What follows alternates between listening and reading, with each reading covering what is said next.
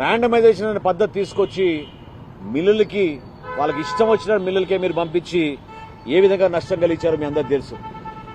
ఇదంతా అయినాక ఈయన ఒక మహానుభావుడు రైతు గురించి మాట్లాడుతున్నాడు. ఇదంతా అయినాక ధాన్యం కొనుగోలు చేసి 1674 కోట్ల రూపాయలు బకాయిలు రైతులకు వదిలేసి వెళ్లారు ఈయన. అసలు తుఫాన్ వచ్చినప్పుడు ఒక రాష్ట్ర ప్రభుత్వం ఒక బాధ్యతతోటి గౌరవ ముఖ్యమంత్రి గారు చంద్రబాబు నాయుడు గారు, అదేవిధంగా మన రాష్ట్ర ఉప ముఖ్యమంత్రి పవన్ కళ్యాణ్ గారు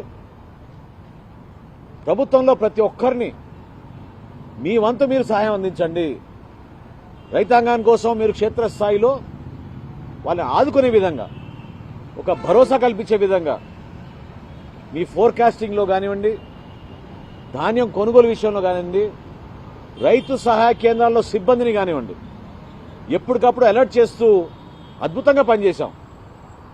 మీరెక్కడ ఉన్నారు? గతంలో మీ పరిపాలన చూసాం కదా. తుఫాన్ వచ్చిన తర్వాత చాలా తాపిగా మీకు నచ్చిన సమయంలో బయటకు వచ్చి అది కూడా ఎర్ర తివా చేయించుకుని ఒక స్టేజ్ కట్టించుకుని కనీసం రైతు కష్టపడి నష్టపోయిన పొలంలో కూడా మీరు అడుగు పెట్టలేదు. మీరు ఈరోజు మాట్లాడుతున్నారు. మేము టార్పాలిన్ ఇచ్చాం మొట్టమొదటిసారి ఉచితంగా 50,000 టార్పాలిన్ సిద్ధం చేసి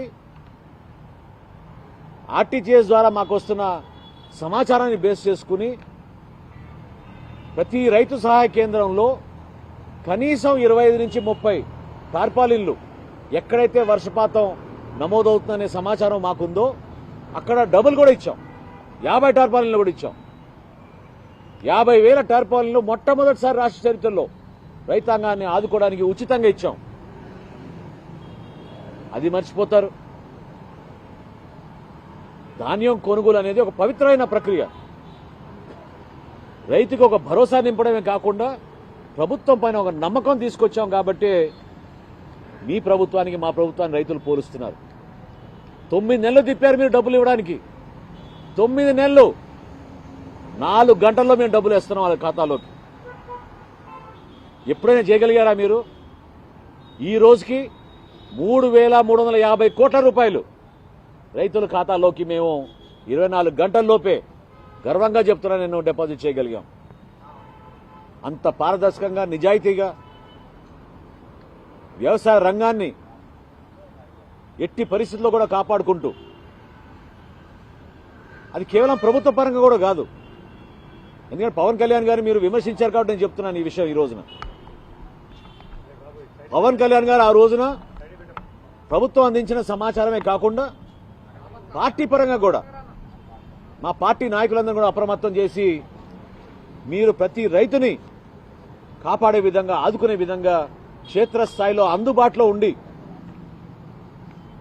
తుఫాన్ వచ్చినప్పుడు ఏ విధంగా సహాయ కార్యక్రమాల్లో పాల్గొనాలో వాటిపైన జనసేన పార్టీ నిలబడింది. ఆ రోజున ప్రతి సందర్భంలో నిలబడతాం. అసలు మీరెక్కడ ఉన్నారు? అసలు ఏ ప్యాలెస్లో ఉన్నారో నేను ప్రశ్నిస్తున్నాను. అటువంటి సందర్భాల్లో రాజకీయాల్లో మనందరికీ బాధ్యత ఉంటుంది. రైతుకి పార్టీ ఉండదు, రైతుకి కులం అసలే ఉండదు. కానీ మీరు అది తీసుకొచ్చారు. అటువంటి సంస్కృతి మీరు తీసుకొచ్చారు. ఆ మార్పు రావాలి. ప్రత్యేకంగా యువత కూడా వ్యవసాయ రంగంలో మళ్లీ వాళ్ళని పిలిపించి వ్యవసాయం ఒక పండుగగా, ఈ సంక్రాంతి పండుగ మన ఆంధ్రప్రదేశ్లో ప్రతి రైతు సోదరుడు వారి కుటుంబం ఎంతో సంతోషంగా ఉండే విధంగా పౌర సరఫరాల శాఖ నుంచి మా సిబ్బంది, మా అధికారులు క్షేత్రస్థాయిలో సహకరించిన ప్రతి ఒక్కరిని నేను మనస్ఫూర్తిగా అభినందిస్తున్నాను.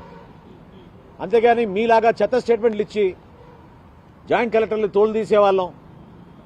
అసలు ముందు మీ గురించి మీరు ఆలోచించుకోండి. వేరే వాళ్ళు విమర్శించే ముందు మీ పరిపాలన ఏంటి, మీ లెక్కలేంటి?